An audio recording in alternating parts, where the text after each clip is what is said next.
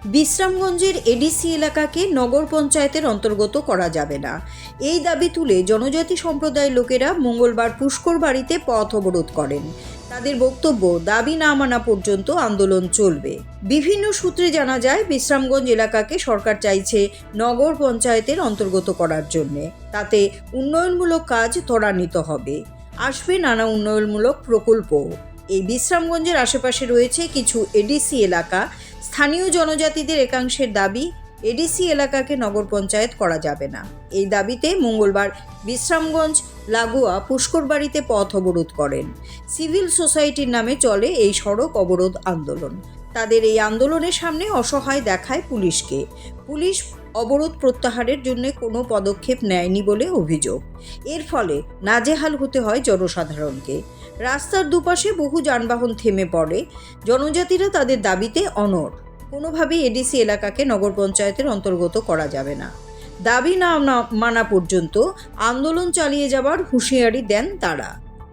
এদিকে এই ইস্যুতে প্রশাসনের বক্তব্য এখনও জানা যায়নি। আদৌ কোন এলাকা নিয়ে নগর পঞ্চায়েত হবে, কি হবে বিশ্রামগঞ্জ নগর পঞ্চায়েতের পরিধি, এই সমস্ত বিষয়ে এখনও কোনো কিছুই স্পষ্ট নয়। জনজাতিদের এই আন্দোলনের পিছনে একটি রাজনৈতিক দলের হাত রয়েছে বলে অনেকের সন্দেহ। তবে শুভবুদ্ধি সম্পন্ন মানুষ মনে করেন, নগর পঞ্চায়েত হলে এলাকার উন্নয়নের কাজে গতি আসবে, নানা রকম উন্নয়নমূলক প্রকল্প বাস্তবায়িত হবে। তাতে নোংরা রাজনীতি রং লাগানো উচিত নয় বলে মনে করেন সচেতন নাগরিকেরা। আমরা অবরোধ করতে যাচ্ছি কারণ কিছুদিন না মানে কয়েক মাস আগে আমরা দেখতে পাচ্ছি যে বিশ্রামগঞ্জ নগর পঞ্চায়েত করার জন্য একটা নোটিফিকেশন আউট হয়েছে। তো আমরা দেখতে পাচ্ছি নগর পঞ্চায়েত করা হোক, এটাতে আমরা কোনো আপত্তি নেই। কিন্তু যেটা এডিসি এরিয়া, আমাদের যে এডিসি আন্ডারের যে লেন, এই লেনকে অকুপাই কইরা মানে হস্তক্ষেপ করে যদি নগর পঞ্চায়েত করতে চেষ্টা করে তাহলে আমরা আপত্তি থাকবো। एरिया को लेकर जो नगर पंचायत होने जा रहा है, हम लोग कोई मना नहीं है कि ठीक है नगर पंचायत हो हम भी चाहते हैं ठीक है हो जाए, डेवलप हो। लेकिन इसमें एक मिस्टेक हो रहा है, इलीगल हो रहा है। क्या है, जो हम लोग यहाँ का आदिवासी है, इंडिजिनस पीपल है, आदि लोग है। हम लोग यहाँ जन्म से हम लोग बहुत सालों हजारों साल पहले हम लोग यहाँ का सन ऑफ सोयल है।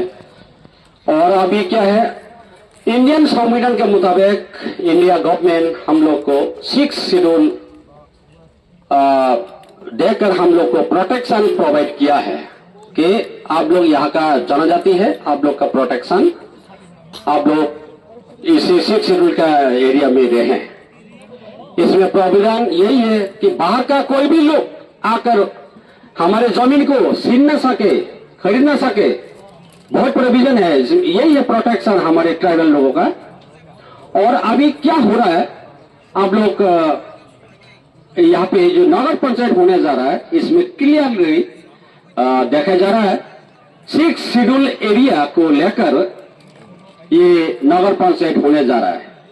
नगर पंचायत होने का कुछ प्रोविजन है, कुछ एरिया उनका नगर पंचायत का जो रूल है उसका मुताबिक पॉपुलेशन होना चाहिए, एरिया होना चाहिए,